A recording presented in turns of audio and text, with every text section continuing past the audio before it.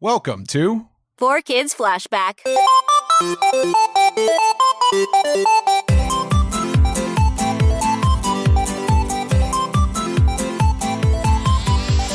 Hello. This is Tara Sands, and you are listening to 4Kids Flashback. Welcome.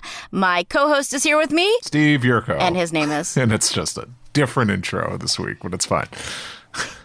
Yeah, no, I like to mix it. I get bored if I do the same exact thing every week.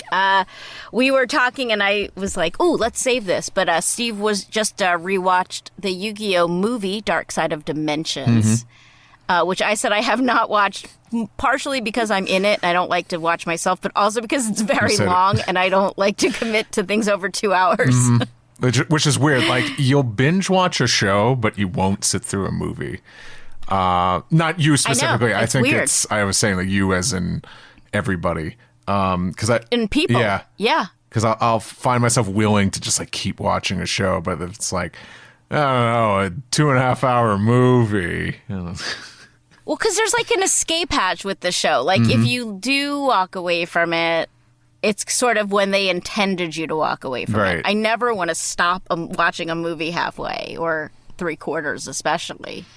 No, it's kind of like, I've never walked out of a movie, in the theaters or something like that. So it's like, it feels like a commitment. I have. Oh, yeah? I walked out of more than one, but the one I very much remember, what was the John Travolta movie where like it was sci-fi-y? Battlefield Earth? Yeah, I walked out of that. It was terrible. I was like, I can't do this. Oh, yeah. Sorry. I know John Travolta's a big fan of this podcast, so sorry. Sorry, John. I did walk out of that movie.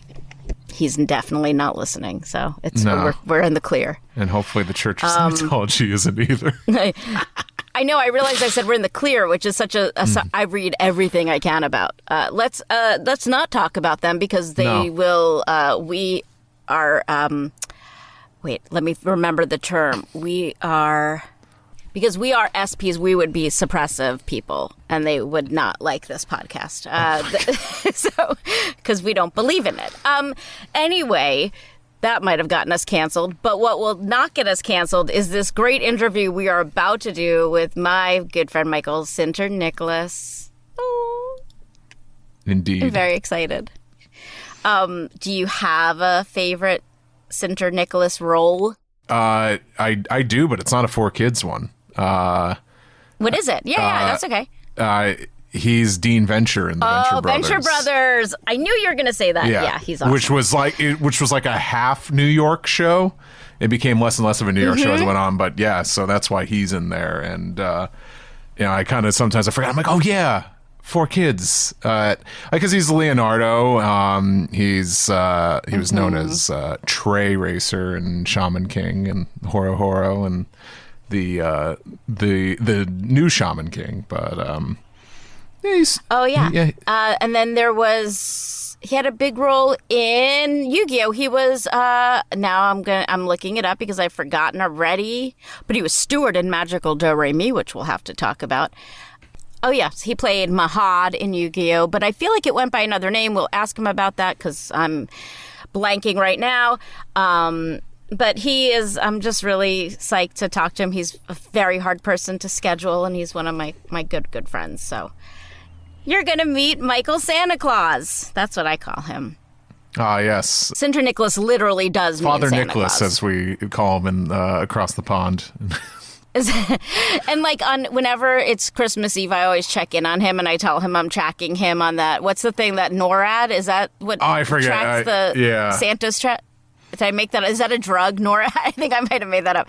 But I'll let him talk for himself. So here's Michael. Talking.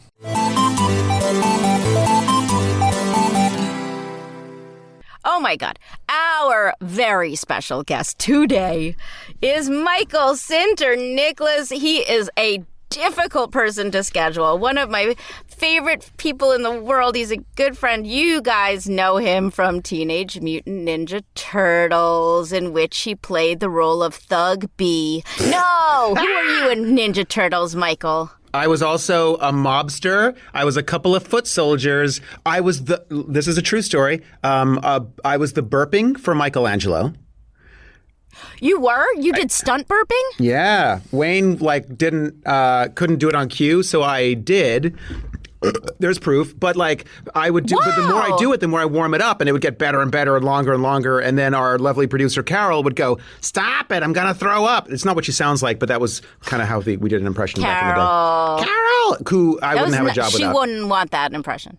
She's the best. He played Leonardo, Dark Leonardo, Weasel apparently on Ninja Turtles. I think Weasel's one of the mob guys. I think he probably had a very thick New York accent, is my guess. Just like this. Hi, I'm from New York. It's nice to meet you. He was in Yu-Gi-Oh! We were debating who you played in Yu-Gi-Oh! You tell us who you played in Yu-Gi-Oh! Because we think we know. For the original, canon season, I don't know how many seasons the first, arc lasts, but I was Mahad, who then sacrifices himself to become the Dark Magician. Dark Magician. Okay, see, that's the name I knew, and then I was like, wait, I think he has another name. Winx Club, you played Riven. Do you have any recollection of that? I do. He was the bad boy, which I never got to play ever. So I was like, why am I bad? And I was bad to Lisa Ortiz, my good friend. You had to be mean to Lisa? I had to be mean to Lisa. He was kind of a bad boyfriend. And when people would be like, oh my God, I love Winx. I'm like, yeah, Riven. They're like, oh my God, I love Riven. I'm like, why? Do better. You should like the nice ones. I'm concerned Drop for you. that zero and get yourself a hero. You were the Nightmare Wizard in Kirby, apparently. That was a thing you did. Do you remember? And then for Chaotic, it just says voice.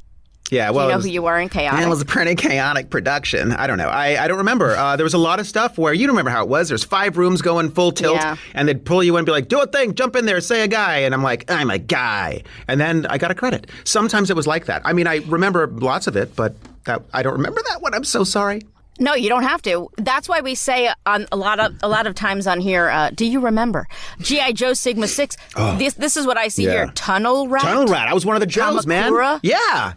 And that guy was super Wait, this is my favorite credit. Uh-oh. Oh, sorry. Oh, God. What is it?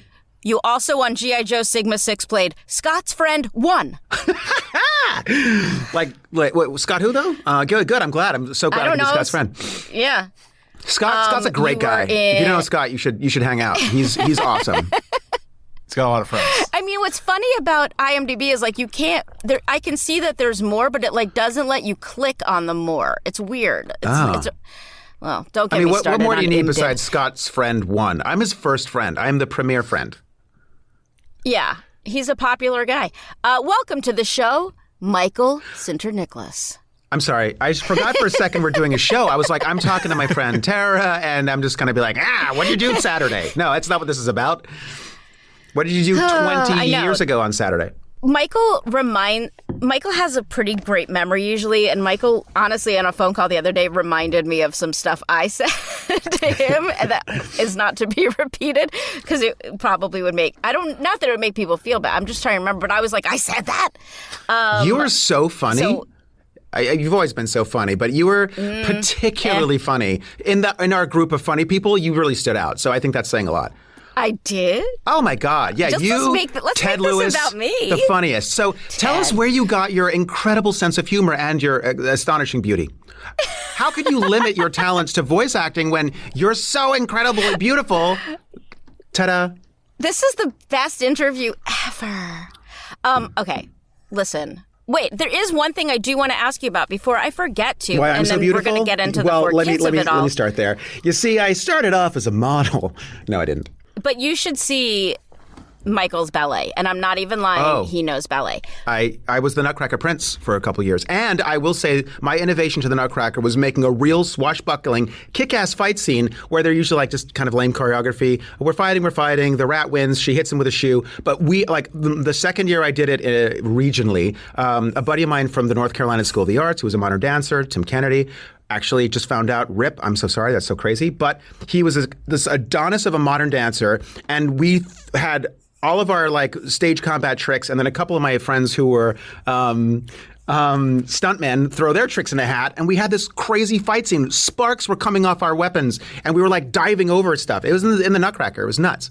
I'm so proud of it, and I don't think a tape exists. So you also did combat. Mark Kondracki, who you went to high school with, also was like a fencer. Wait, Mark Were Kondracki? You a fencer? My other life, Tara J. It was. It's going to stop. I'm going to use your middle initial and not your last name. My other life was not to. I got accepted to a conservatory that accepts like 30 people a year from the whole world. My other path was pursuing fencing on an Olympic level. My last year fencing, I was undefeated. I was beating everyone around me, above me. There's some kid who was like 7 feet tall, with extraordinary reach, which makes it very hard to even get inside of him. And I beat him. He was a junior Olympic guy. Inside of him? Inside of his defenses. Yeah, inside his heart. Okay. Wow. See, I was thinking but I more meant like that. Like the whole point of that is that you you just tap with your weapon, right? Isn't that the whole idea of? Yeah, you go for a touch. In sport fencing. And then so when you said inside, I wasn't going dirty. I was more like, that's sort of against like running through the rules. You thought stab. Yeah, I thought stab him. Well, because Michael, we it's are like so boxers off topic, talk about reach. Yeah, we're so off topic. So you want to talk about Pokemon or Yu-Gi-Ohs? No, okay. First of all, I want to say how annoying it is to be friends with someone who's good at everything. But secondly, someone sent me a bunch of promos today. I'm friends with you. I'm good at like 2 things. Drawing snails is one, and tiptoeing. No. Someone sent me a bunch of old 4Kids promos today, which I was very excited about. Wow. But one of them was a show called Huntic. Oh, yeah. Oh, gosh. And I started researching. I'm like, oh, Michael voice directed this. Now, this was not technically a 4Kids show, right? Correct. It just aired during their block? Yeah, so it was a funny deal. It was created by Ingenio Straffi of Rainbow Productions, who also created Winx Club. So they had a deal with Big Bokeh, which was the production arm of Upper Deck, the card company.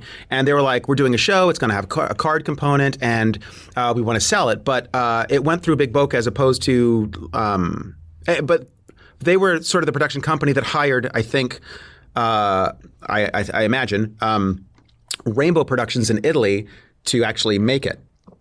But I think it was created by Ingenio, so I'm not sure like which is the chicken, which is the egg, or even if they were, which came first. So we got contacted because I knew some people from Upper Deck who I was recommended to, and then they needed some writers, so I recommended some people to them and helped them put their writing team together. And they asked me to dub the show. So we did.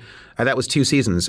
We did it at NYV Post. That's my company. We did it bi-coastally. It was the first pay bump, actually, I think above like the normal standard non-U, anime dubbing rate, because I got the same budget for it, which was low, but I didn't have to mix it. I was sending them off to get mixed in Italy, so I was like, let me take the mixed budget and give it back to the actors because I'm one. And they did the English language mix in Italy. They wrote the script in Italian. They wrote the script in English, translated it to Italian so they could look it over. Then those notes got translated back into English, and then they did the production. It was there was a lot about it that was really tricky. And we had to sort of innovate a couple things. They animated to a scratch done by some like British or Australian guy. And the Italian animators used the timing of the scratch tracks for their animation timing. And then we had to dub on top of it. Okay. My point was, why don't we just record it first and then animate to that, since you're doing that anyway, and we'll have so much more freedom. Right. The trick was like here and there, because the Italian team didn't have enough English speakers, you'd have a couple of episodes where like, there was one boy and one girl doing all the scratch. The guy would speak very quickly and do different voices. The woman was much more languid in her delivery. So all the women talked slower, and sometimes we had to add some words, and sometimes, because they didn't know who was speaking, because it's all the same voice, when like the little gremlin guy, the gargoyle was talking to the boy, the lines would sometimes break at the wrong point, and they'd start animating too early. Like, we have to go over here and do the thing, but they'd attribute and do the thing to the wrong character, and then we'd have to fill it in with the adaptation. So even though it was an English script they animated to, we still had to do an adaptation to make it lip sync. So it was tricky, but it was fun, and it was a great show. And we had an amazing theme song. You got to look up the theme song. They wanted it's a bunch of Italian guys. They wanted like an 80s hair medley kind of rah! And I found this extraordinary singer who used to work at the what's that diner? It's like right next to Stardust, next to Winter Garden Theater, right? Is it Stardust? Yeah, and they would get up on the tables and sing. And he's this guy who would sing like Steve Perry, and so we had him super wah for this Huntic theme. Do you remember his name? With a J. He was recommended by another friend, my friend Sorrel, who's a production person who lives in Atlanta. Sorrel Sanders, wonderful gal. Okay, wait. So, the reason I asked about Huntic is because there's always confusion about which shows were 4Kids shows. So I was surprised to get a Huntic promo in this like delivery of promos I was sent. So it technically, obviously, was not a 4Kids show, but does that surprise you that they were making the promos for that show? Well, or is that standard? No, I understand it because the connection there was Upper Deck, who also had the license for the. There's a lot of stories about that whole business deal, but they had the license for the Yu-Gi-Oh card game. In perpetuity, forever. Right. Then the guy that owned the company did some like not legal things. He's deceased now. Right. The company's gone. There's a whole thing there. So now the company went. So they got the rights back to Konami, right? Because of Upper Deck and because Big Bokeh was a production arm that was split off of Upper Deck, the card company, to make shows, they were contractually obligated to find a U.S. broadcast for the Huntic show, and they were shopping it around. I think most people said no. I know Cartoon Network was one of the places they wanted to go. They were kind of full up on everything they were doing in sort of the anime space, and this was another license thing, but like, Italian animation didn't have the same sort of anime like hotness. So they ended up they already knew some people from 4Kids, so they made a deal with 4Kids, and then 4Kids included it in their slate for a while, but not for very long, because it wasn't their show, but they were acting as a sort of a distributor. Well, they weren't the distributor. That's technically Big Bokeh, but they were the broadcast partner. I knew you would know the answer to that. Okay, now we're going to get into the Sinterniklas of it all. Which we've talked about means Santa Claus, and it's my favorite thing in the whole world. But, Michael. Is that why you wore tinsel in your hair? Let's dive into your... Yes, I do have tinsel in my hair. Just in honor of Christmas. You grew up in New York City most of the time, right? I mean, I wouldn't call myself grown up. I think I still have a lot of growing up to do. But to the extent that like it was pretty formative years. I was there for high school. I moved a lot. I moved around the world a lot. So I was there for high school, and then I left, and then I came back after college. And during this time, I know you did tons of theater and things like that. Was voiceover on your radar as a kid, like as a job you wanted to do, or as you call it, anime. I always say anime because I'm just dumb. But I don't know. You were someone who knew about anime growing up. So I just kind of wanted to get into like more your background and why you knew all this stuff. There are a lot of reasons for that. I loved animation very early on. I discovered some shows that looked different, and they were really cool and more mature and had cool style, and I didn't know why because they were from Japan. And then, but that was largely obscured from us because we were just watching it in English on whatever broadcast. And I started watching that stuff when I was living in London, which I lived in London. Like what shows? Like you Battle in of London, the Planets, but what shows were you? Battle of the Planets, and then some other robot stuff I don't even know anymore. Probably like, I don't know, like not like Gal Geiger, that's too new, but like a Mazinger kind of show, like old robot stuff, maybe the stuff that came before Gundam, which is like 77, right? 78. Okay. And so older shows like that. And then when I got to New York, I remember auditioning for the High School of Performing Arts, and which I got accepted to. Congratulations. But I remember watching Voltron and like almost missing an audition because I wanted to watch the episode of Voltron and we didn't have like TiVo. So shows like that, I love that stuff. And then when I went to high school later, I was watching anime was really hard to get a hold of. You could sometimes get a copy of a VHS. Later, Blockbuster would carry some.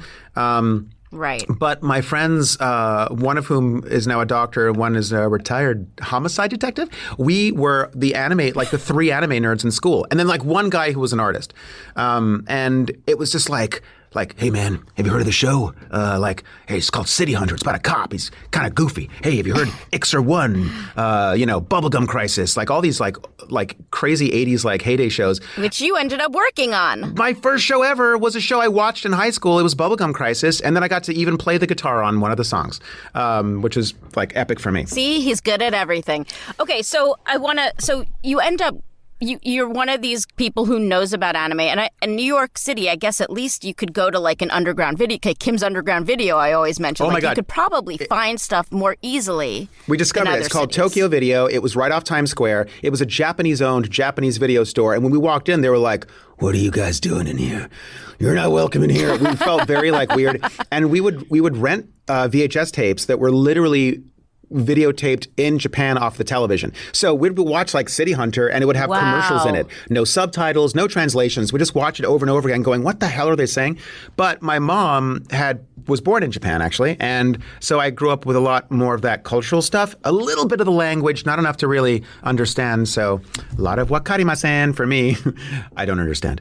And we would just like sit through hours of this stuff and I was like fascinated. But I also, when I started seeing things dubbed, didn't know why they kind of were so mismatchy, and they felt sort of off. Because here we are all studying acting, and then I got to go to a classical theater conservatory where I introduced our film teacher to Akira. And he was like, holy cow, can I hold on to this? And I was like, yes, sir, you may.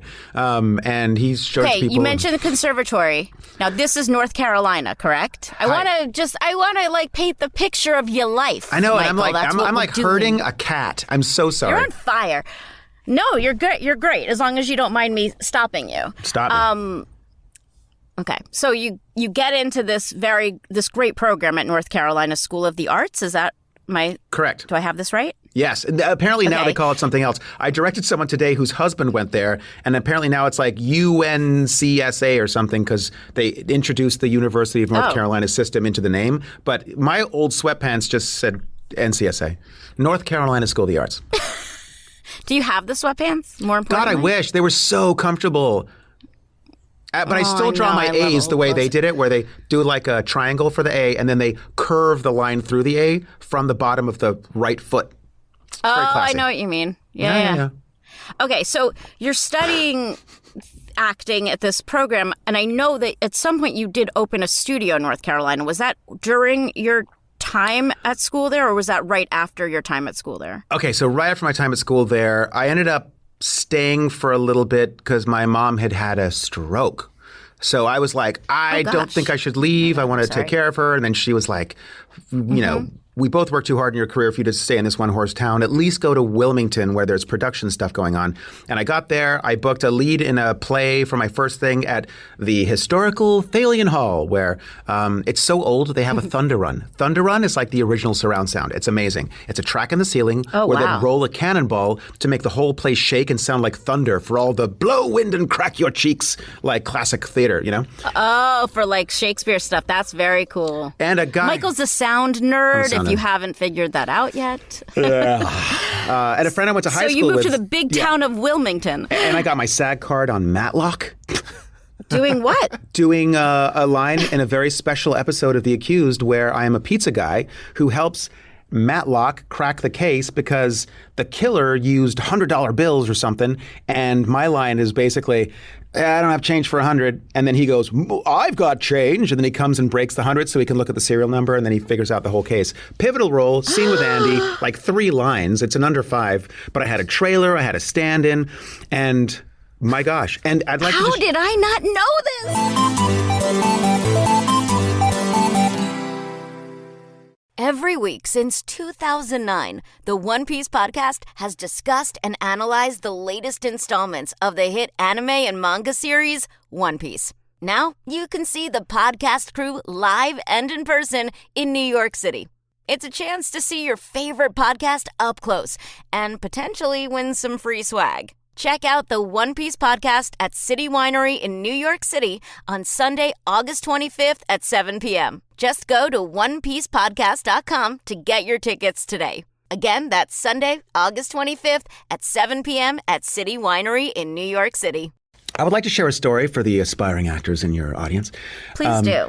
when I got there, it was all like the best guys in Wilmington. And there were some great guys like Zach and all these dudes who were really funny and creative and lovely and handsome. And I was like, what are we doing here? It's Pizza Guy. I got 3 lines. And they were like, I've got this great idea. I'm going to make them laugh. And everyone comes out of the room like finger guns, laughing. See you next weekend. Like they made friends. They're all like having barbecues and making them laugh. And I go in there and I'm like, what the hell am I going to do with Pizza Guy? He doesn't even have a name. Unless he's got a really weird name that's like a Pokemon or like a Fighting Foodon that describes exactly what he is. His name is Squirtle. His name is Squirtle, and I'm Pepperoni. So I just like I go in there. They're like, this is Michael, the Fincannon Casting Associates. Lovely. They now like run like Atlanta and New Orleans and I think they're still in North Carolina. There's less production there now, but they're like, this is Michael. He's great, and please whatever. I was like, hi, this is head of casting for Matlock. Hey, great to meet you. They're like, all right, show us what you got, And the other 2 guys came out of there like tap dancing. So I just go, I don't have change for 100. Okay, thanks. Bye. And then I got cast. That's what they probably wanted. Yeah, because guess what? The show's called Matlock. It's not called Pizza Guy. Exactly. Well, we've talked about this on the show before. Like, when you're not the lead on a show, you're a cog in the best possible way. Like, it's about teamwork. It's about shining the light on the people that have to say the important stuff. It's not about you tap dancing into the scene. And learning how to service the scene is the best thing you can learn. Yeah, and that's how I feel as a director. Like, it's all about letting the person who needs to shine right now do their best everything. And it's not about anyone else's opinion, or it's about the play's the thing, right? So, so I'm going to stop you and explain to our listeners that Michael's a multi-hyphenate. So Michael is an actor, obviously, but he's also a studio owner. He's a voice director. He does casting. Like, he's seen this business for many years from many different angles. So I wanted to explain that because I know we're jumping around a lot, and just paint the picture of all the different hats he wears.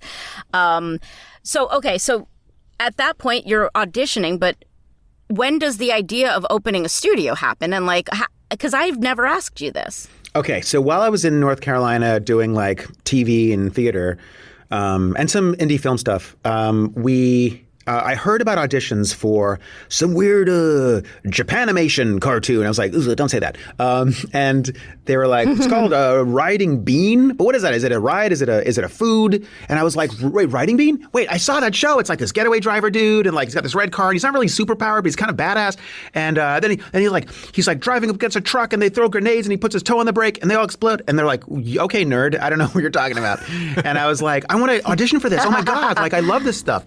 And I couldn't get in because at the time, one person that worked at Animego had a friendship with one guy who had like an acting school and an agency. It's very like not major market kind of practice. And they only let his people submit. When the studio, Southwind, and we're going to talk more about them, found out they were only seeing like a narrow section of the actors in this, like 3-horse town anyway. Like, it was a fantastic town, very artsy, but it's a tiny town. Like, they were like, we need to hear everyone. So then they were like, we want to hear from more than people. Oh my gosh, I think the agency was John Bonnets. I haven't thought of that name since some of these people weren't even born listening to your show. But so I was like, I want to get in there. I knew a guy, my college girlfriend's mother's most recent ex-husband had auditioned for it.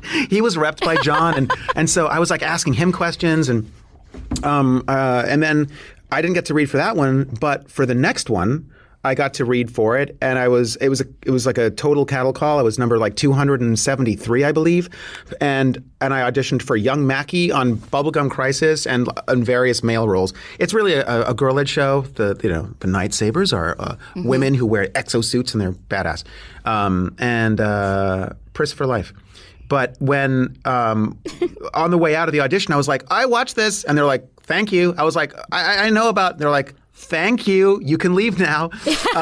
And then when I actually got cast as a tiny little role, I came in, and on the way out, I was like, this is a recording studio. I love recording studios. I've been playing with synthesizers and 4-tracks. And when I was in high school, I also did sound design for our plays in our 2 really big theaters. We had a black box with a proscenium thrust, and then we had a huge, like, 2,000-seat concert hall. And I like ran sound for Debbie Gibson when she came, and like I was doing real audio stuff and cutting on tape. My hero. Debbie or me? Anyway, sorry, you said the DG. Oh my! I was such a fan. I went to like her shows. And oh yeah, sorry, that's so cool. I just fangirled over that. But so you had a little bit of an interest in this sound stuff in general. And I thought, man, it'd be so but cool. You're geeking out at your job, which we tell people not to do often. Oh yeah, I geeked out so hard. Like, don't you sometimes tell? Well, here's the thing, and so people who know like old school MIDI gear might get a kick out of this, but no one else will. Sorry, I'll be quick. On the way out, there's another door. I sort of peek in like a rude, and there's this guy there, Chuck Agresta, and he's really buff, and he's like, "Can I help you?" And I was like, "I'm sorry, sir. What are you doing in here?" He's like, "I'm sound designing," because back then we weren't getting music and effects tracks. They had to regenerate all the sound. I don't know why they didn't get it, but it was another time. We're also laying back to D2. That's like a format no one even knows anymore, like for digital videotape. Remind us what years we're talking about. We're talking about remind us what years we're talking about. 94. Okay. 1994. Not 2094 for the people listening in the future. Not 1894 for who thought it was on wax cylinder. But so poor Chuck had to regenerate all the sound effects from scratch. And in there, he had a bunch of keyboards and a sampler. He was loading samples on his Akai S1000 and triggering them from a Korg Poly 800. I was like, is the 800 what you're triggering with? He goes, yeah. Why? And I go, if I'm not mistaken, those aren't velocity sensitive, right? Which means like a piano, when you hit it harder, it gets louder. That keyboard can't register velocity, but everything else does. DX7s, which are even older. Well, maybe they're not older, but they're from the 80s. They can register velocity, but this one doesn't. So I go, why would you use that as a trigger so it doesn't have volume information? He goes, because I want to enter it in one volume so I can change it later in the sequencer. And I was like, oh, cool. He goes, do you know about MIDI? And I go, yeah. And he's like, Randy, we need help. Like, maybe let this guy come in. And my agent, because I had gone in there to audition, and my agent, I was like, oh my God, this place is magic. I want to be there. She's like, well, I know Randy Drew, the owner of Southwind Studios, who gave me my first break, and I will forever be grateful. He's a lovely man, a wizard. He gave so many people a break, and he was a real like nurturer, developer of people. You know what I mean? One of those like real mensches in the industry that like there's just not enough of anymore.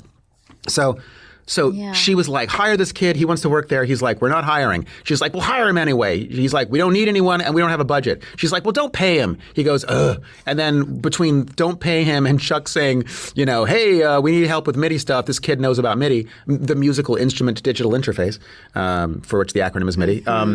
So please let him come in here and do stuff. And so my first job was being an intern and assisting and making coffee.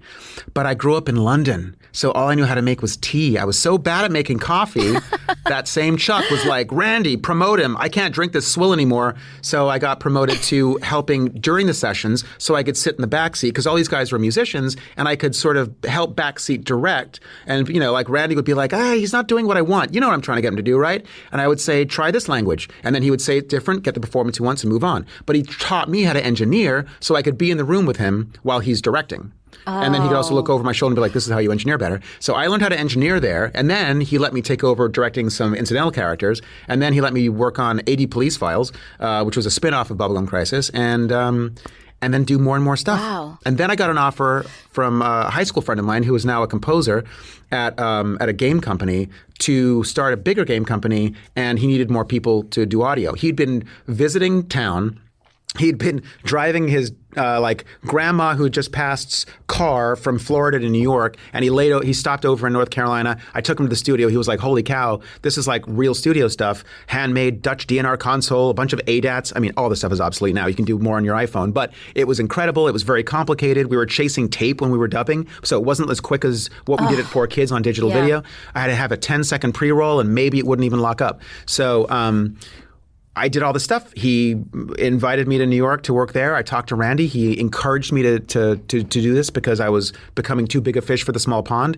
And then that led to being more of an audio person in New York, being the audio lead at a game developer, where I did all the scratch tracks for the Pink Panther video games we were doing, Pink Panther's Passport to Peril, and then the sequel Hocus Pocus Pink, written by Emily Kapnick, who ended up being a big show creator. She did As Told by Ginger. That's her first show, which is an animation that was with Klasky Chupo and Nickelodeon, and then now she's done like Selfie and Suburgatory and Emily. She's a big deal. Yeah, big deal. She's a big Hollywood person. And And then that's relevant because the people I met at Wanderlust, the game developer, Mike Foran, asked me to come audition for something once because they were my buddy Chris McCulloch was writing a show, and they needed two brothers. And his brother initially was going to play the brother, but he just sounded too old, so they had him do other stuff. But they were looking for all these people. They'd gone through a ton of actors, and they couldn't find anyone. And then Mike remembered that I had scratch-tracked all these kids for these games, and then the programmers liked them so much they used like half of my scratch tracks in the final game. Wow. And then MGM cast me to be Pink Panther. It was a whole other weird thing, but so I did that too in the game. But because I did the kids, Mike had me audition for this thing, which was recording the next day, and that was the pilot for the Venture Brothers, which I did the same year I started Ninja Turtles, and then we did it for 20 years. Wow. We just finished last year. Venture Brothers, where I played Dean Venture. Yeah. Okay. So I have so many questions. That was an incredible monologue. Kevin Smith would be proud. Okay. So being in North Carolina, and this is a great lesson for people out there who think they have to be in a big city. Being in North Carolina was actually the reason you were able to kind of find this niche, right? Is my gosh. Correct? I mean, look, everyone's story is super unique, right? The good thing about North Carolina was a couple things. One, a very artistic town where I got to like practice all kinds of things with a lot of people. There were guys shooting stuff, and they were like, "Hey, come shoot this thing with us." I did this one thing like a couple hours before going to work one morning that ended up on MTV because they ran it in festivals. It won Best Comedy Short, and then MTV licensed it and used it as promos. So I was promos on MTV because I shot something with a bunch of nobodies on a Super 8 camera taped to a stick. All the people at the big fancy post house in New York were like, "How'd you get this look? Like, what filters are you using?" They're like, "It's a cheap camera taped to a broom." They're like, "Gotcha." But the main thing was like, it was so hard to get a SAG card, right? I got it in my first year because they were doing Matlock, and I did the thing, and I was like, boop. And then I got all this practice doing this audio post stuff in a smaller market, but because there was production, they were always like having celebrities come through town who just finished whatever project they did, and now they're doing a movie of the week or shooting one. What are they doing? They were doing that. They were doing Dawson's Creek. One Tree Hill was there. I think One Tree Hill. I almost said it, and then I didn't. I got scared. I was like, wasn't it 7 something? Yeah. One Tree Hill, not 7 trees, not 7 hills, and so now the celebrities in town, would get phone calls at Southwind going like, I'd hear these exasperated people like in a Porsche going, "Oh, what kind of microphones do you have?" And I was like, "Oh, well, we have a Neumann TLM 170, and we have and they're like, "Oh, thank God, we'd like to hire you." And I was like, "What?" They were just calling studios from like the Yellow Pages in Wilmington. It was like, "I got a studio, we do band practice," Wow. And they weren't real like post studios, but we did ADR. There was like 2 studios at all in town that could do it.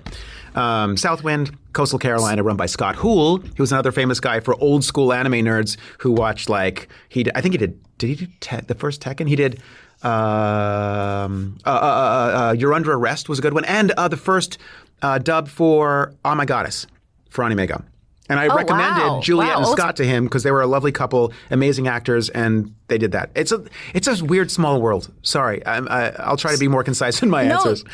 No, not at all. So my question is, because you do know so much about anime history, so it feels like this was one hub where anime was being done. Where were the other hubs? Obviously, like in New York, there was like Media Blasters and Central Park Media. Yeah. And then Ocean was happening in Canada. So like, right? That's around the timeline. Where else were the hubs of anime? Well, that's the thing. Everyone knows about New York, LA, and Canada, but no one really knows about North Carolina. Texas is also pretty relevant. ADV and of course Funimation were both in Texas, and they were both really, really big. Still are pretty big. So one's now Crunchyroll, but those were the hubs. Texas. From west to east, California, Texas, North Carolina, New York. So you were not part of the Central Park Media. A lot of people who started working at 4Kids had been doing the Central Park Media dubs. You weren't part of that crew. Is that right? I was not. And then eventually I did some of that. Like I was in Pat Labor and a bunch of stuff for CPM eventually. But that was while... I think I preempted some of that stuff. Do you know what year those guys were doing it? Because 94 feels pretty early. It was around 90, 95, 96, I would say. Yeah, so I think I edged it by like a year or 3, like somewhere in there. I would eventually break into it, but I remember when that stuff was starting and we were talking about them in North Carolina. It's so random that it even happened. Robert Woodhead, who founded Animego, who just in this week, by the way, in anime news, sold the company to my old friend Justin Savakis,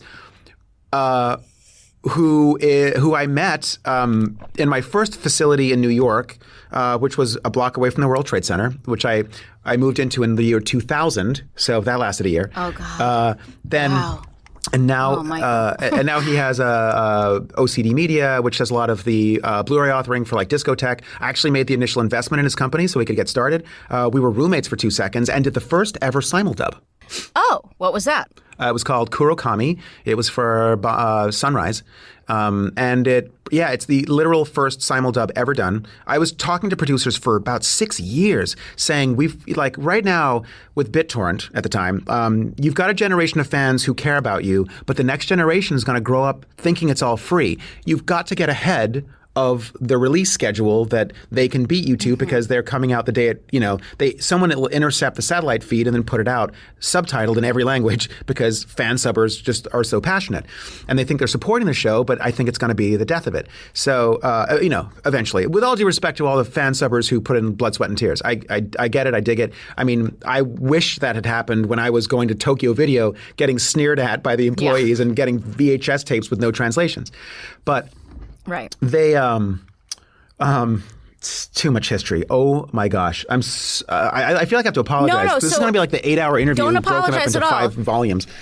No, I love this. I mean, my question is then, you were somebody who clearly knew anime so well. What did you think of the dubs that were happening at this time? Like, was there a place that you really respected the dubs from? I'm so curious what you thought of the 4Kids dubs at the time. I don't want you to get yourself in trouble by saying anything, but I'm curious from somebody who understood this, what you thought. And you were an adult who understood this, so... I was an adult who grew up a fan and had a background in classical theater and like legitimate film and TV production, right, and theater. So I was confused by most of the dubs for 2 reasons. One, I felt like it didn't always really sound like people were talking to each other. And the language was also often kind of awkward and like there were lots of what does and huh? Stilted. It's stilted because they're trying to match lip flap, right? I mean, exactly. Is that sort of what, yeah. But I thought, isn't there a better way to do it? Also, understanding something about the culture, I was confused by why so many things were sort of glossed over or hyper westernized, right? So those are the 2 things that kind of confused me. And I thought, well, I mean, the basics of acting that I've been studying from the classical theater sort of, origins seem to be just like, who are you? Who are you talking to? What's your relationship? Where are you coming from? Where are you going? And I felt like that wasn't always present. I think what struck me was I would see people, like I was excited if anything did show up in English and I would watch it. I didn't hate dubs, but I would sometimes be left feeling a little bit like, I wish maybe it could feel more compelling because understanding just a skosh of Japanese and watching it, and not all the subtitles are perfect either, but because that's another interpretive thing, and that's a whole other conversation that I won't start yet, but you can bring it up later if you want to. Unless you understand the language, you're not getting the full experience. So I think dubs are a totally relevant way to get it because you can actually sometimes get more information than you would on the subtitles because they have to clear the screen faster, so they truncate the information and sometimes you lose stuff.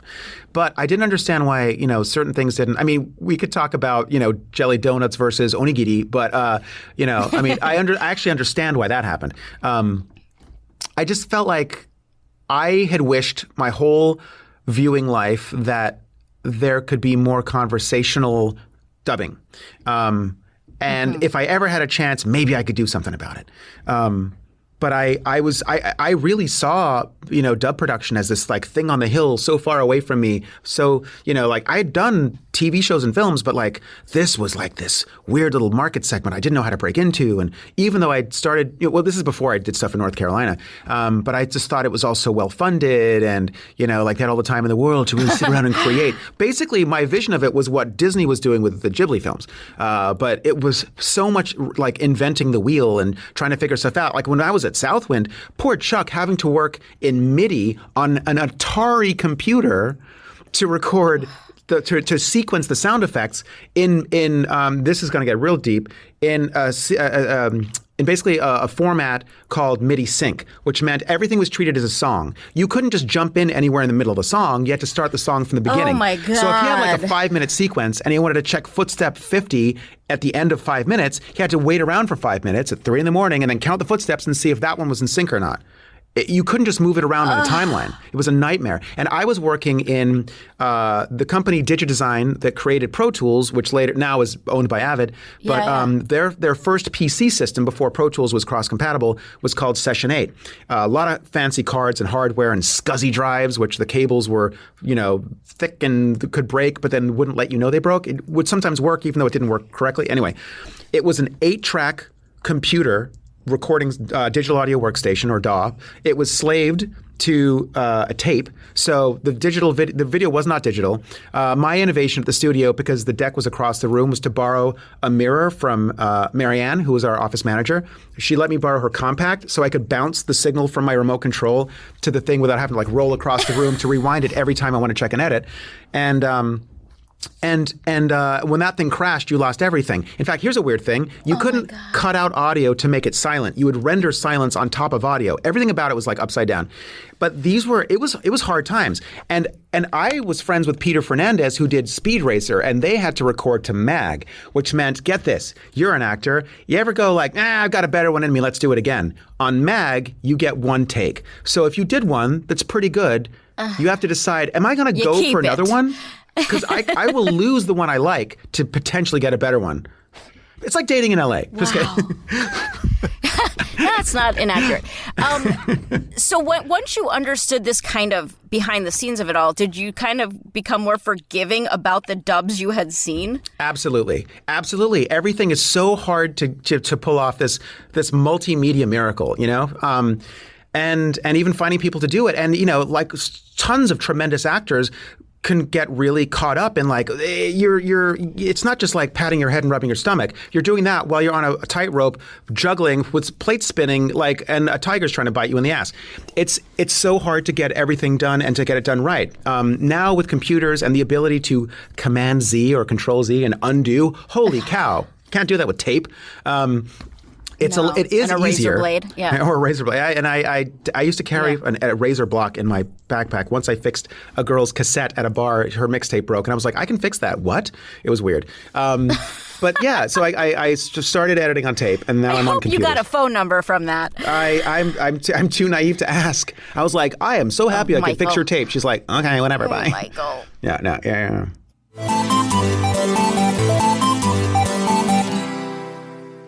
So I'm very sympathetic to all the stuff that went into it. Talking to Peter Fernandez, by the way, he wrote all the scripts, he played all the boys, he wrote that song, Go Speed Racer, Go, and performed it. He did everything. And frankly, wow. And at the time when things were being done by big companies trying to figure out lots of stuff, and it was very complicated, him doing all that stuff is kind of a precursor. And I actually gave a speech for him at the one and only anime award show produced by, I believe it was ADV. They asked me to give the Life Achievement Award, which they later changed the name of because it sounds like the end of your life when you say Life Achievement. Right. To Peter Fernandez. And I went off the teleprompter and had to thank him because the work that he did made it possible for someone like me to have the job that I do, You went off a teleprompter? I'm shocked, Michael. I know. I'm so concise, generally. Yeah. Steve, it's nice to meet you. I'm so sorry. I'm so sorry for this display of who I am. Hi. No. Well, at least we're getting the history of, the recording anime dubs and all that. It's not all for nothing. So don't mind me if I'm not just don't mind. I'm just sitting here waiting to ask a bad con question or something. Nah, don't worry about it. This is how all do I become a voice actor? Steve, are you relating to this? Steve was also a kid who grew up watching 4Kids, but knowing the manga and knowing. So you must relate to Michael's story. And watching anime before that too. So I'm kind of just I was seeing because Speed Racer was airing in syndication on Cartoon Network, and so it was Voltron. So familiar with that era of dubbing, and then the late 90s kind of really started this next big boom for anime. So I kind of just like everything that's mentioned so far, I'm like, yeah, I've seen all that, so. Nice. I don't know what my point is, but Okay. No, we're caught in the same cloth. But I was following. I was just like, no, all this is clicking, and it's just such an extensive history of production that not everyone like has that experience. Usually someone's like, oh, I was doing like plays and stuff, and then I got, and then I saw like a cast call for this or whatever. So yeah, it was a much more fell into it than Michael's, who was a very deliberate. And I will say, Michael, like when you work with Michael as a director, like when I work at most places, they'll give me a tiny synopsis of what I'm going to do. Maybe they'll tell me, like, Michael knows the script. Michael knows the story, and it's a much easier way to work because I trust my director. And you guide us in a different way than the guidance we get at other places. That's funny. I think that goes back to the question you asked me about what I thought about dubs and what I wanted to do in them, which was have more specificity and try to make it sound more reactive. Actually, one of the first comments I got on an older dub I did for Media Blasters, maybe it was, I don't know, Magic Users Club, I think. I love that show. Great soundtrack. Magic Users Club. It's an OVA. It's a fantastic show. Go look it up. But the comment was actually Justin, who now owns Animego. He was like, wow, it actually sounds like they're talking to each other. I was like, yeah, I mean, isn't that like a basic assignment of the thing? He's like, yeah, but it didn't occur to me until I heard this that they don't typically in so many other dubs. Right. Yeah. Well, okay, so here's a question for you, because in talking to a lot of the writers from 4Kids, the Japanese team was very close to the vest. Like, they wouldn't give them a lot of information about what was coming up on the shows. Did you experience that? Because I never felt like you didn't have information, but did you have trouble communicating with them and getting information out of them? Sometimes the writer said it felt like they knew and didn't want to tell them, and other times it felt like they just didn't know what was going to happen. Wow. Well, there are a lot of stories about that, and sit down and get comfy because it's going to be 4 more hours of me monologuing. Basically, like, okay, so there are a lot of reasons for it. There usually has been a lot of obstruction between the two, right? Like, I did a film that was Oscar nominated recently. Recently, it was right before the pandemic, but Mirai.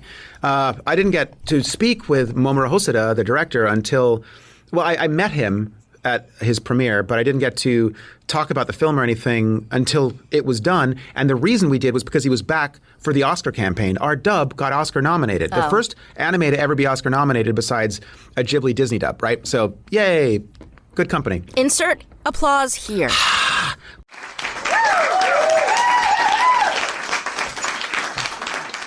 But I got to ask him about some of the finer points of the film, and we agreed on all these things, and it was a fantastic lunch. But I wish we'd been able to talk about it before, but that's not the way the industry's set up. Yeah. In the case of so many other friends that were doing stuff, there was one, for the most part, I could know everything because I was getting full series. Like at the time I started working with you, I was primarily working for Media Blasters. A little bit of CPM, mostly Media Blasters. And they would be like, here's 26 episodes, go. And I'd watch it all so I'd know what was going on. And then I'd be like, okay, This is why this is relevant later. I had a friend who was producing stuff for another company, and he was like, hey, I'm getting the sense, it was still in production. For the most part, Media Blasters was getting stuff that was done. That's the advantage. And that was the only secret sauce I had. Also, and that was also right to video. That was not going to be aired necessarily. They didn't have broadcast standards to answer for, like 4Kids. Yeah. But when it came to things that were not finished, like Pokémon, that's still not finished? I mean, that arc is finally finished, right? But 28 years later. But they, my friend had a question, hey, this character seems like they're going to change. He seems like a hero now, but the sense that I get, and my friend is actually Japanese, I get the sense from the performance that they're going to become a villain.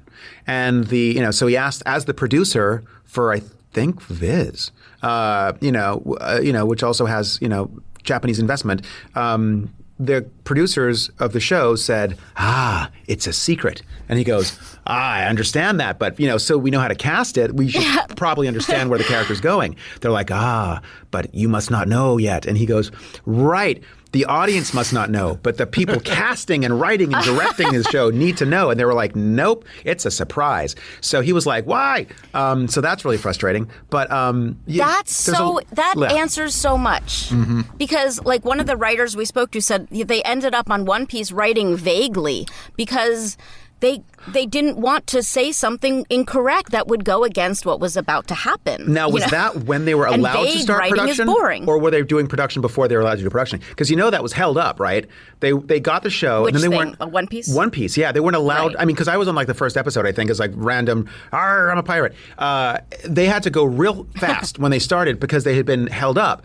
I think Toei had been like, you have to have a meeting before you can get started. And this is the story that I heard, because one of the directors was like, we have no time. And they were like, okay, so you can't get started with the production until you understand the show, so we have to have a meeting with you. They're like, great. Can we talk to the creators? They're like, no, you'll talk to someone else. They're like, okay, great. Just like, when can that happen? And it took a little while to happen. And then they finally had this big meeting where the representative said, One Piece is a show about pirates. And they're like, and? They go, yes, pirates. And they're like, can we start now? Go ahead. So they were like, we waited for that. And that's the story that I heard, whatever, in the halls of 4Kids. And so they got started and they had to go really fast. But I'm wondering if they were starting before they had the meeting with that writing, or if it was just, because the show is going on for hundreds and hundreds of episodes. Yeah, you don't know what's going to happen. But also, I would imagine you don't always know where it's going to go. When we started Venture Brothers, it was a very different show than it ended up. It was supposed to be much more of a Johnny Quest, right? And that evolved as it should. Right. Well, and there's sort of an allowance for that. I mean, like, I always use the Homer Simpson example. Like, when you go back, his voice is completely different. At the, the Walter Matthau, Frosty Chocolate Milkshake's voice. So exactly. There is an allowance for what? Can Steve do it? Oh, it was like, let's all go out for Frosty Chocolate Milkshakes. Right, Where are you, boy? Sorry, this is my one contribution this episode. It's just do a silly voice, Steve. You got it. Nice, nailed it. No, please continue this very mature conversation about the production of anime. But when people say like your voice changed, I was like, all right, so did Homer's. Like, sometimes the show needs to figure itself out. And the problem today, I mean, if we're going to sidetrack to a whole animation discussion or TV discussion, is they don't give a show time to figure itself out. So, and I mean, even back then, stuff was getting canceled at 4Kids, I think, faster than it was at other places. But things didn't have time to find their legs, and it's such a bummer when that happens. But Absolutely. I love that about Venture Brothers. Like, it changed. It evolves. After that many years, it should. Yeah. All the people making it did. Right. Okay. I want to get on the 4Kids thing a little bit more because, again, I what's love this show about? history. Wait, are we just friends having dinner right now and talking? Okay, I'm so sorry. Okay, this is a work assignment. Let me help you do your job. No, but I don't know what your first job at 4Kids was. Oh, I do. You want to hear it? Thank God you're here. It was. Yeah. I'm an expert on that. It was Leonardo for the Ninja Turtles. My first thing ever was That's what lead I on their thought. first original production. Yes.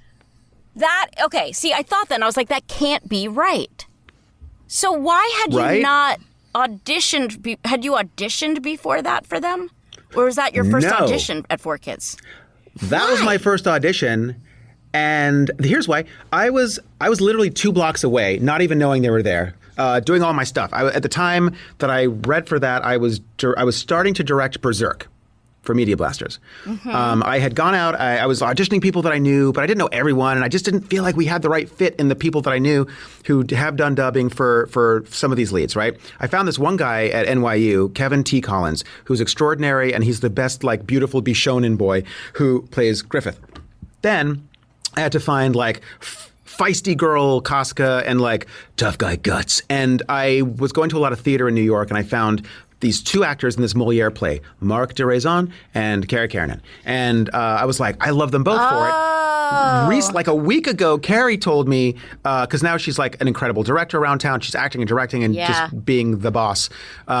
She told me that she had to harass Mark to call me back. She's like, go call the guy. I went in, I read for it. It's freaking cool. You need to go in for it. Call the guy. The guy wants to hear from you. Call the guy. Call the guy. And he was like, oh, fine. So he called the guy. He got cast, and then he was Guts. She Is that likes actually how doing you pronounce voices. his last name? Well, I mean, I'm sure there's a more French way, de raison, but then like we had one guy in New York call him de Raison, which is not right at all. It's de raison. I think Wayne used to call him the reason. I don't know.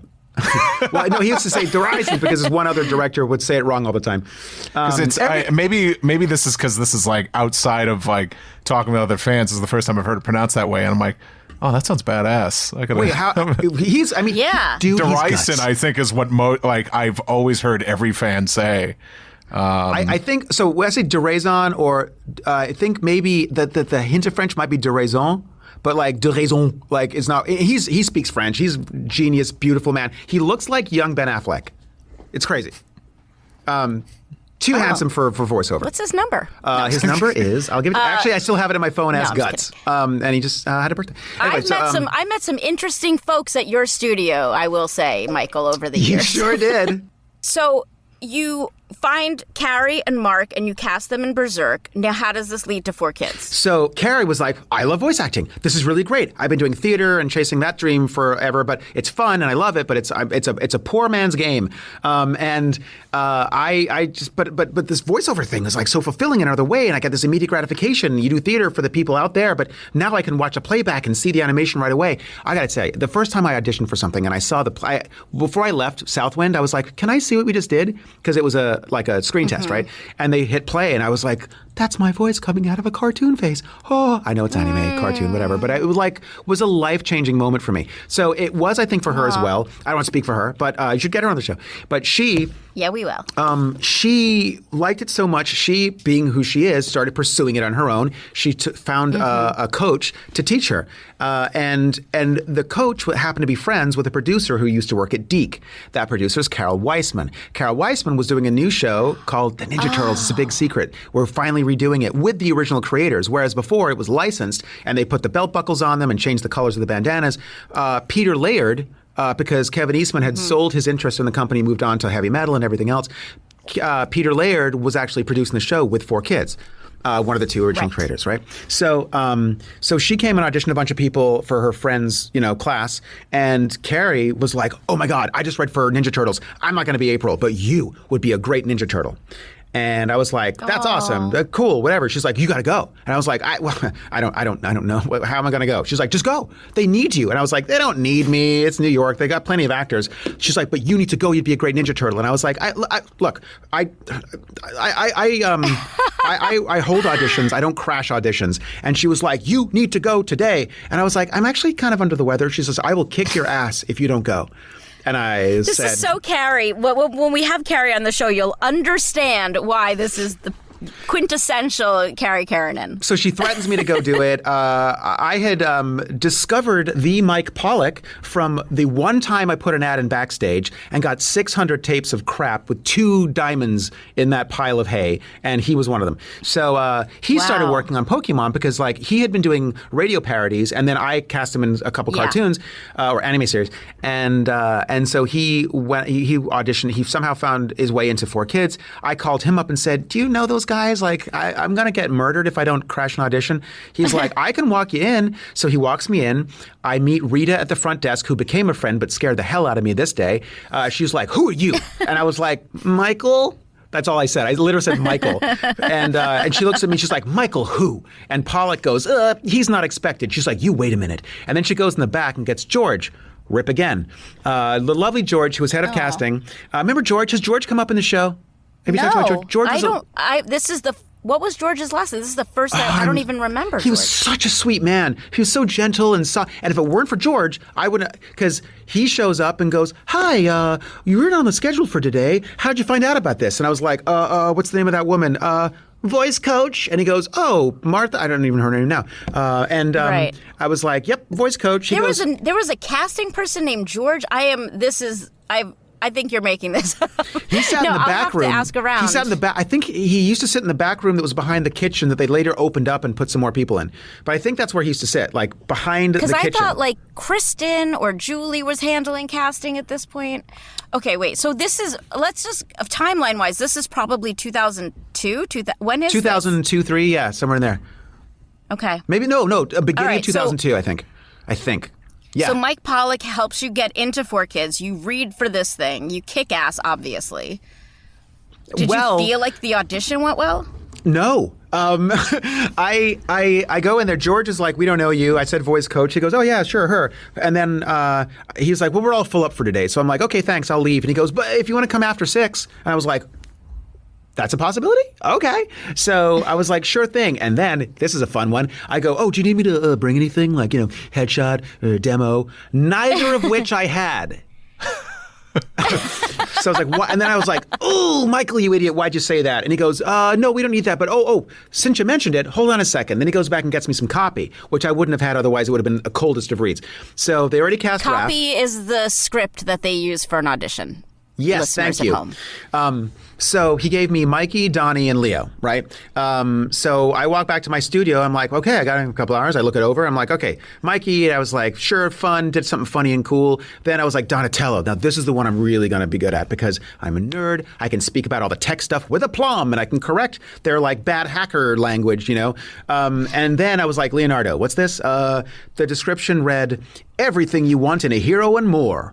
And I was like, that doesn't say anything. Well, I want flying, first of all, but he doesn't fly, so wrong. And I was like, it just seems, I don't know what that's about. But Donnie, I'm going to slay, and Mikey, I'll be really funny. So then, okay, time's coming up. I walk 2 blocks and a half to get to 23rd, and I go up there, and it's the end of the day. Everyone's leaving. I go and I meet the producers, and Lloyd Goldfine was in the room. Mm-hmm. Yeah. And they're like, okay, Michael, was it?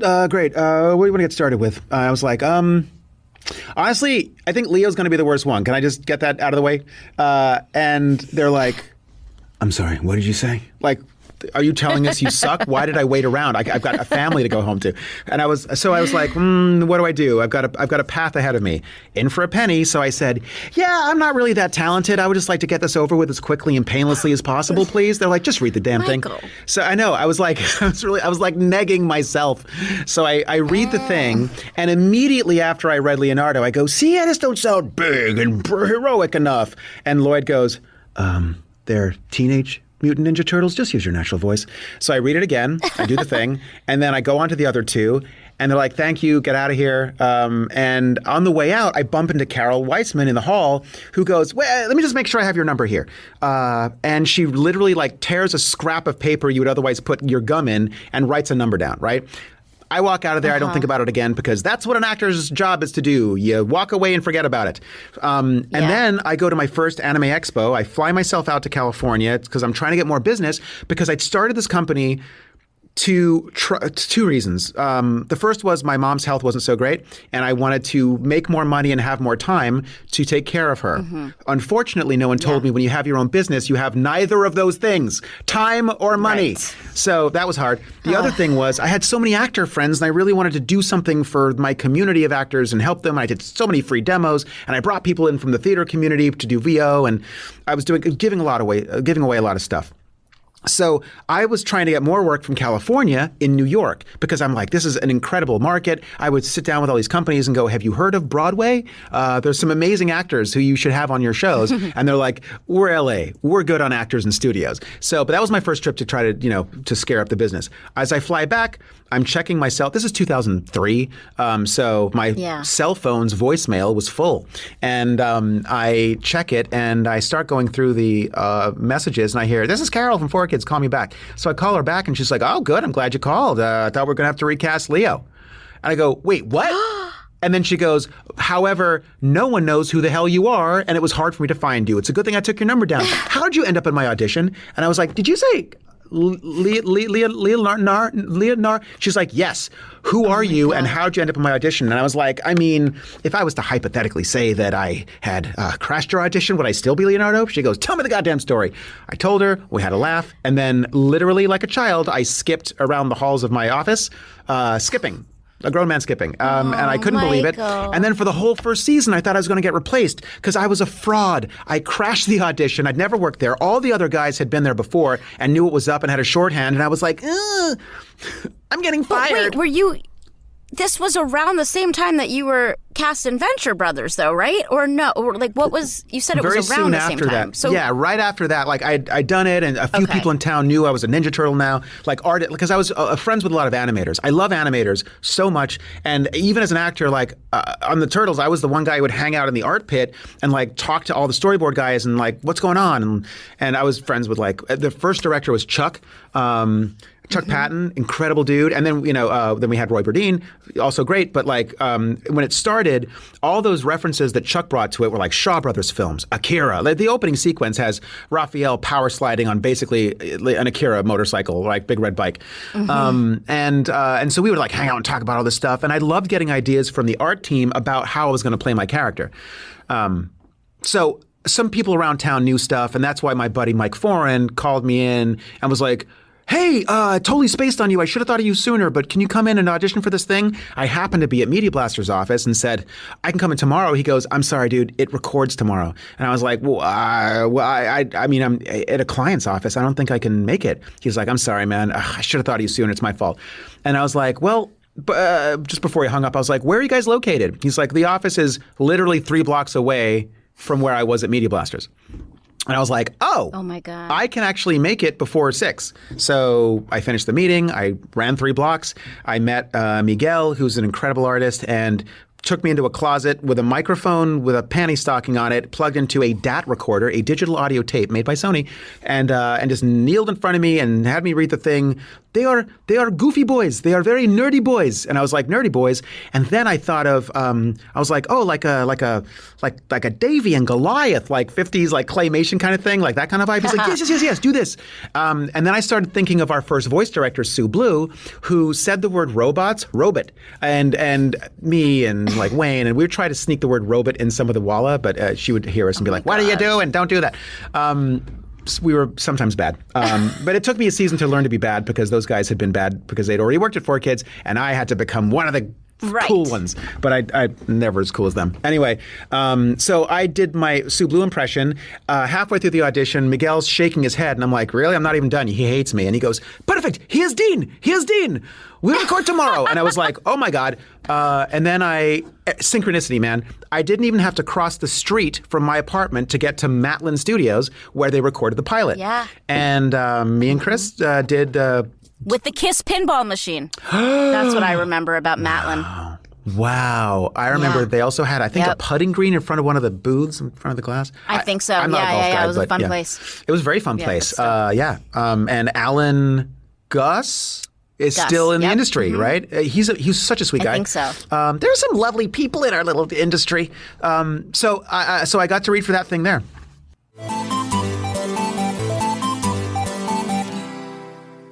Oh, this is what I wanted to ask you.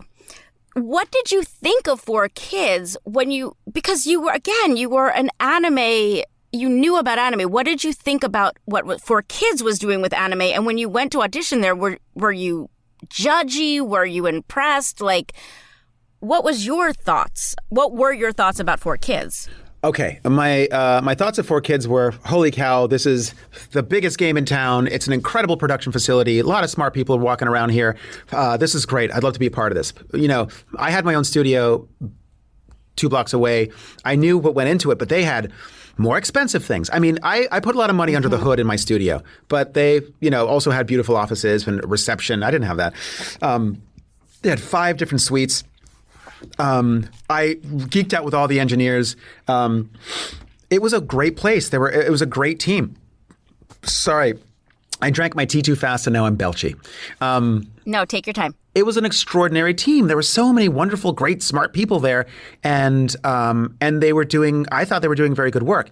The difference, and I understood this from the beginning, so I didn't have an issue with it, was they weren't in the business of turning around anime and putting it back out there to honor the original vision or creator. They were putting out original American shows that used to exist in another territory. Shh. So that was the first thing. The second thing was they had broadcast standards and BPMB broadcast standards and practices to adhere to, so they couldn't have cigarettes or decapitations, which I don't know how they got away with one in Ninja Turtles. The story I heard, because there's an episode in season 1 where I decapitate the Shredder. And it's not been established yet that, spoiler alert, if you haven't seen our thing from 30 years ago, but spoiler alert, it's not 30, it's like 20. too. It's a robot, right, with a brain in his belly, like the old Krang. He's a neutron alien with this robot body that looks like a human. So I didn't actually kill a person. But the thing is, the show hasn't established that yet. That's what Lloyd told us. Well, Lloyd said you can impale a robot. Like when we interviewed him. Also, a lot of stuff happened right off screen. So it would be everything, all the stuff leading up to it, the violence, you wouldn't even kind of realize that it happened right off screen, and then they would come in with the neck brace or decapitate. But with robots, there was more room to play. Also, they went to the mat for a lot of that stuff. I mean, he said they fought to keep in certain things, but it was because it was a robot. It was indeed a robot. I wonder if those broadcast standards are going to evolve now that we're in the dawn of AI, and robots are going to need to have rights too. What do you think? Anyway, that's another discussion. Question. That's for a spin-off podcast. Okay, so I want to make sure we don't keep you forever and ever. What was the next job you did at 4Kids? From there, I started doing a bunch of stuff, and I don't remember which came first.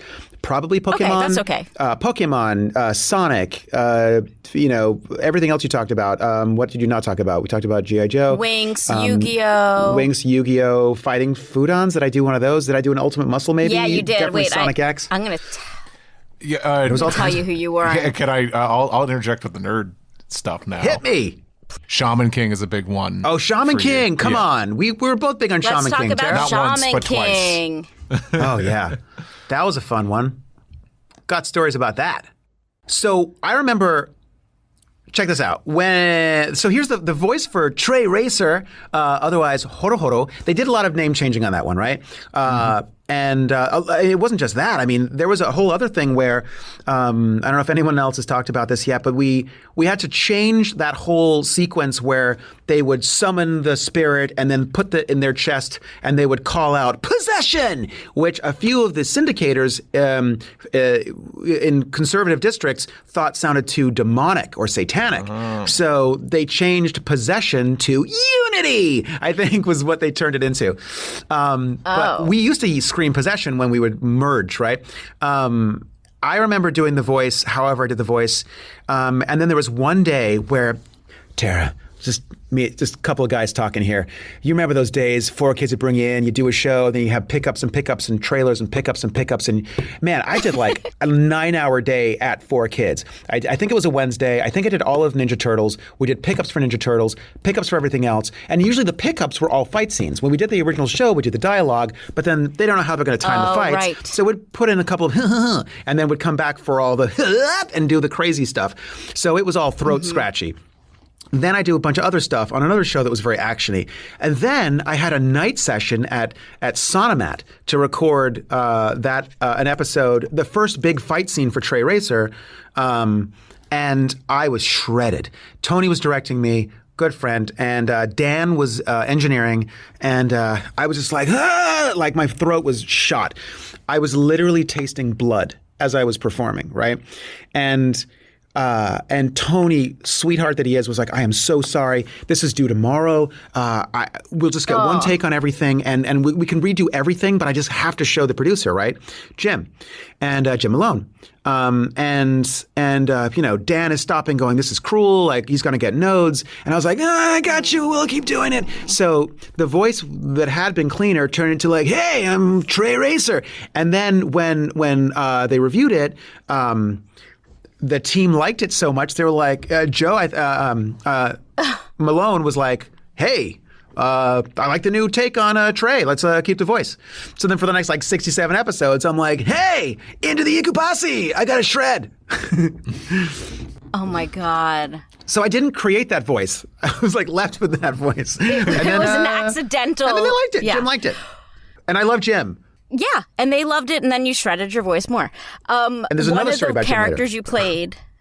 Oh, okay. So one of the characters you played on Fighting Foodons was Squid Vicious. I forgot about that. Which I wonder if people. So for you guys listening, there's someone named Sid Vicious. That this is obviously a pun using. But do you think no one probably got that? Did they? That's really funny to me. I got it, and I think I did a punky oi oi British accent for it. Oh, that's fun. So what's your Jim Malone story? Well, Jim had me come back and he auditioned a bunch of people for when he was working for the Weinstein Company. Was it Miramax or Weinstein Company at the time? It was a long time ago, and they were starting to do some dubs, and I think I was like the only person he brought in that got booked. And then I did this. What's his name? The martial artist. It's a movie about an elephant, and he has to go rescue his elephant from a bunch of poachers who are going to sell the elephant to some black market ring of people who eat exotic illegal foods. And I can't help you with this. I did all this stuff, and it was this really fancy studio. I think it's the same studio that recorded Calcifer for Howl's Moving Castle later. Anyway, it was like real big time. And while I was there, and they were like, "Hey, Jim, this guy's great." He's like, "Yeah, Michael's fantastic." I was like, "Thank you, Jim. Thank you for bringing me in here. This is so good." And they were also doing a movie with, what's the name of the actor who's the wrestler? In which movie? The wrestler. Mickey Rourke? Oh, the wrestler. Yes. Okay. So they were doing a Mickey Rourke project, and they were like, "Hey, do you have a Mickey Rourke?" And look, you know me, like I told you how I auditioned for Leonardo. I said I would suck. But they were like, "Hey, do you have Mickey Rourke?" And I was like, I can certainly try. So I like clogged up one nose and I cut him up. And they were like, "It sounds great." And so I looped some lines for him that he was going to come back and replace, but it was for the Cannes Film Festival or something. So I did all these different things because Jim Malone called me in. So you never know what connection's going to turn into whatever. But I'm so grateful. And I don't think he's wrong about the voice. I mean, he was sort of like a shreddy skateboardery ice boarder. Yeah. Snowboard guy. So So you were there when Pokémon left 4Kids, and I'm starting to hear that. Listen, I had already moved, so I wasn't kind of involved in the recasting. I had already kind of given up my roles.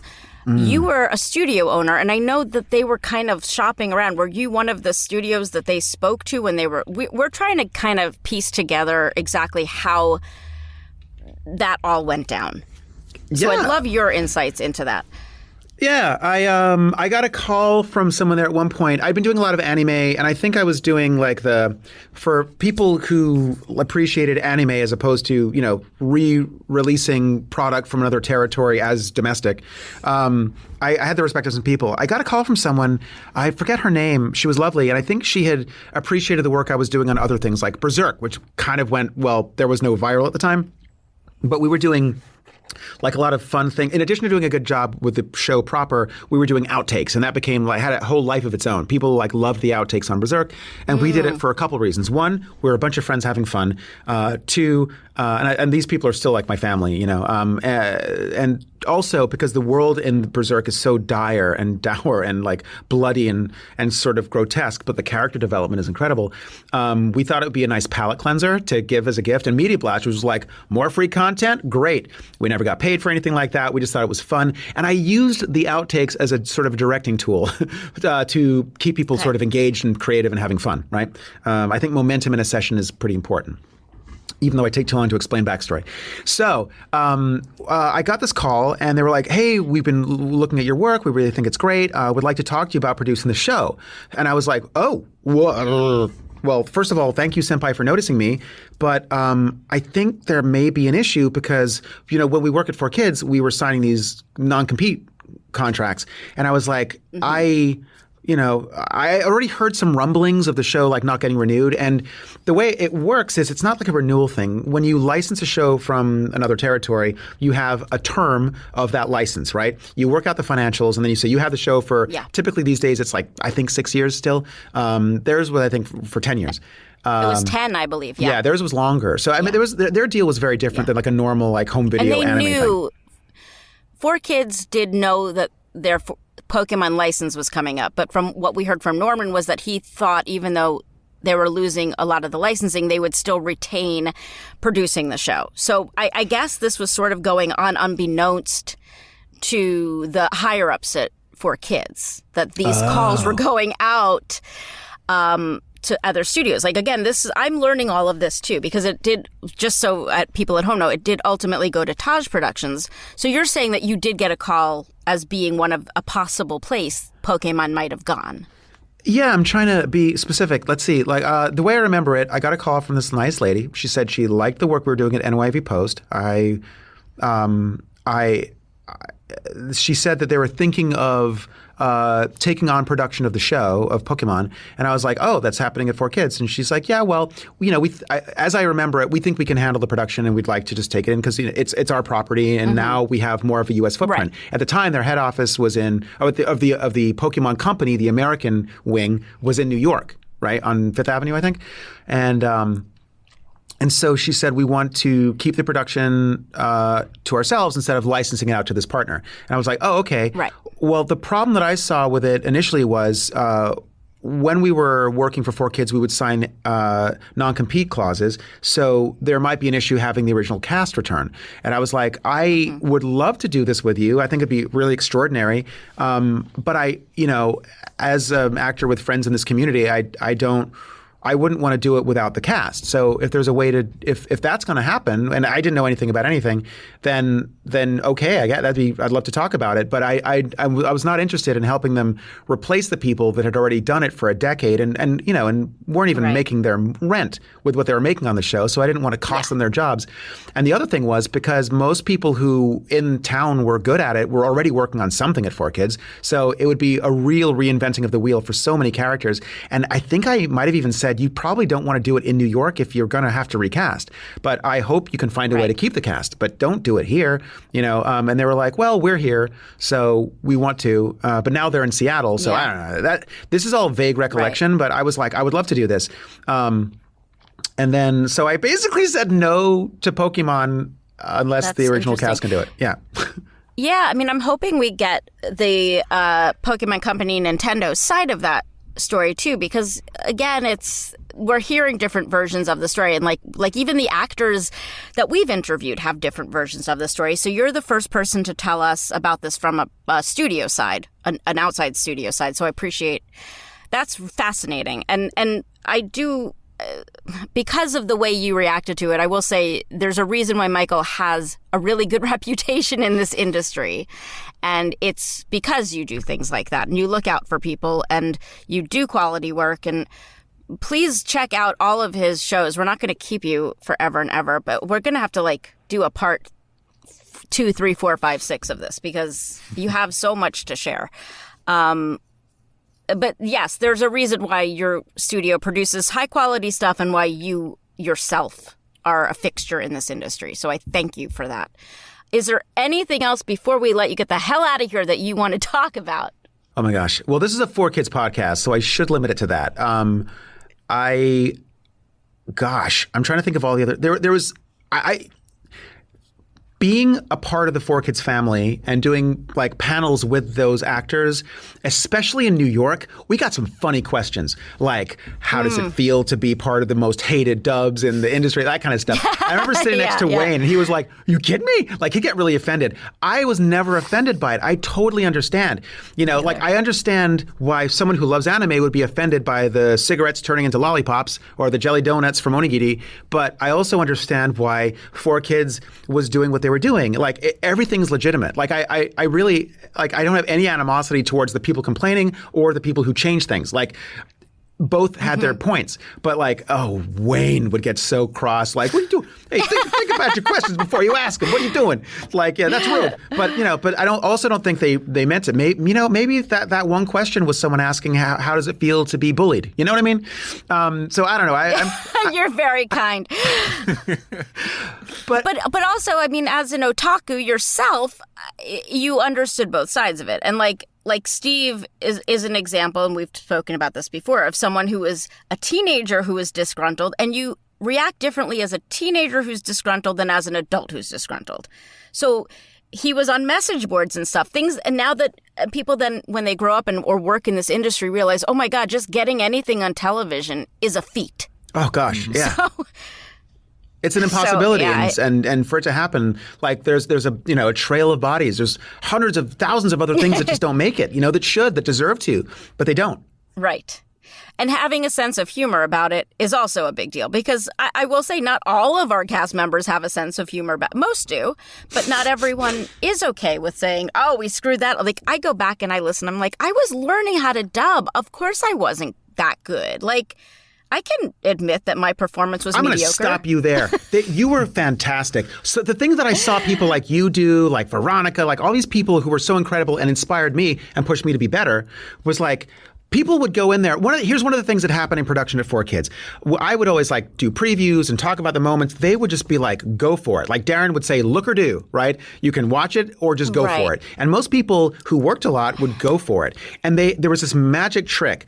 You know, like, it's not the way that I work. I think if you're trying to do something specifically that is tied to something that came before it, then there's more things to answer to. But if you're making a brand new show and you're able just to hit it, the sync and a performance in the first take, that's an extraordinary feat. That's not the kind of thing they teach you in fancy acting school either. And everybody there was great at it. It was an incredibly talented cast, a really smart production team, you know, and everyone really cared. And we all loved each other. We all went out and we hung out and we partied and we helped each other and we supported each other. And all these people came, like my mom passed when I was on Ninja Turtles, and so many people from 4Kids, not just the cast, but like production people showed up for me, you know. And then 4Kids sent me a really sweet care package that came 3 days late but was food and was rotting on my doorstep when it showed up. I told Carol, she's like, that's so terrible. We're going to get a different thing. And then they sent something else, and it was really, really sweet. But like even they sent it to me twice because the delivery guy screwed up the first time. They were really kind, considerate people. So I think like for all the derision that it's gotten, I would like to defend they weren't in the business of doing what you wanted them to do. And now I'm in the business of doing that for other companies, right? So watch that stuff. It's great. But they were it was an extraordinary team. We were getting paid more than we had seen before, and you know, I wish there was more longevity to the whole thing. But it was an extraordinary team doing great things, and it really inspired me and pushed me to do even more.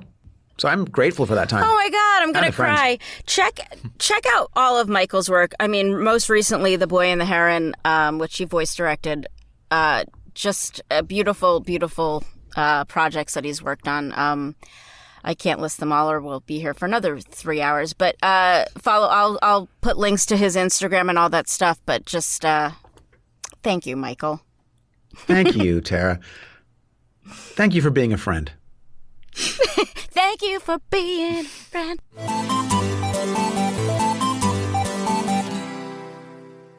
He knows everything and everyone. That was Michael Sinterniklaas. I'm exhausted. How are you doing, Steve? I'm doing great. He's got to have, like, I forget what the term for is, but maybe he just has one of those, like, memories, or just like the certain, I don't know, is certain people like just have this way of memorizing so many things so vividly, and Recall. I wonder, yeah. I wonder if he's one of those people, because the fact that he knows everybody by name and who was there, who was contacting him, makes for a great podcast. God. I will say, he's the best.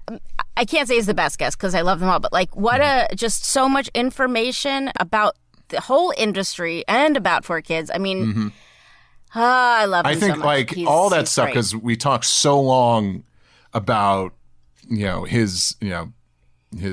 him getting into the industry of just, you know, voiceover and recording, but that's so necessary to, you know going into what led to working at 4Kids. And it's like, it's really, you know, it's very important history that I think you know, younger anime fans don't know, and definitely like there's gonna be less and less people involved in this circle and this fandom that aren't familiar with that history. So I think it's good.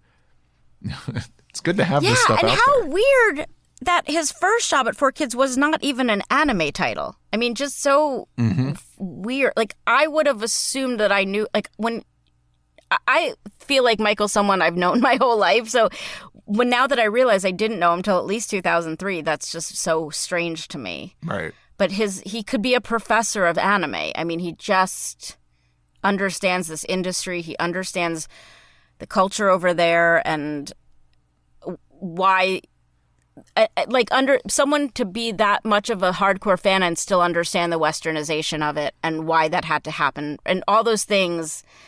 He's just like a scholar of anime to me. Yeah. I will now admit in the outro, like a coward, I've had far too many run-ins with Michael Sinterniklaas that I think I could count that it's just like, but so brief that I can never be like, hey, I met you here once. It's just, I do that thing where I'm like, I'm just going to pretend like it's like it would take too long to explain.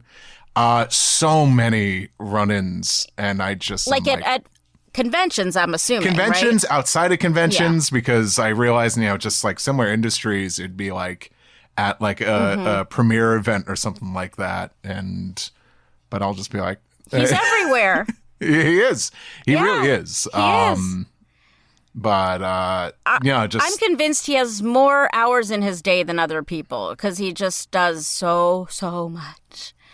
Too much. Like we've been trying to schedule this interview for at least 6 months. And it went off without a hitch. But like, just like what he talked about, him just bouncing around from all these studios in a single day. He was lucky that they were like 3 blocks apart. But that's especially the 9-hour day he said with 4 kids. Well, he also lived right there. Yeah, that's such a New York thing. Yeah. Mm-hmm. New York. All right, I need a nap. If you guys want more information about our show, if you want to subscribe to get these episodes early and ad-free, what can they do? Sorry for that stupid voice I just did. Well, first of all, if you weren't aware already, the show is free to listen to on our website. That's 4kidsflashback.com. Spell it with the number 4, please. Mm-hmm. Beg of you. Wherever you get your podcasts, like Spotify, Apple Podcasts, etc. But if you like the show so much, you want to listen to next week's episode a week early, ad-free, check out some other stuff we're putting on our Patreon, some like cool little, like some old like promos and some old scripts that are like turning up. That's over on our Patreon. If you just kick us some money there, you get all that. And, we got some And merch. You can join our Discord where you can hang out with other listeners. Yeah. Oh, yeah. Merch. Yeah, merch. There's a link for merch at 4Kids Flashback. I'm tired. There's a link to merch at 4kidsflashback.com. And can you tell I'm exhausted? We will. Catch you next time. After we get some sleep. Good night. 4Kids Flashback is a production of Maji Media, hosted by Tara Sands and Steve Yurko. Producers are Zach Logan, Tara Sands, and Steve Yurko. For more information, go to 4kidsflashback.com. That is the number 4. And if you worked at 4Kids and have a story you want to share, please email us at 4kidsflashback@gmail.com. You can find us on social media at 4Kids Flashback, and to listen early and ad-free, head to patreon.com/4kidsflashback. For podcast merchandise, find links on our website and Linktree. As they say on every podcast, if you liked this show, please subscribe, rate, and review, and tell your friends, or 4. If you want to check out other Maji Media podcasts, go to Maji, MAJI.media. Thanks for listening.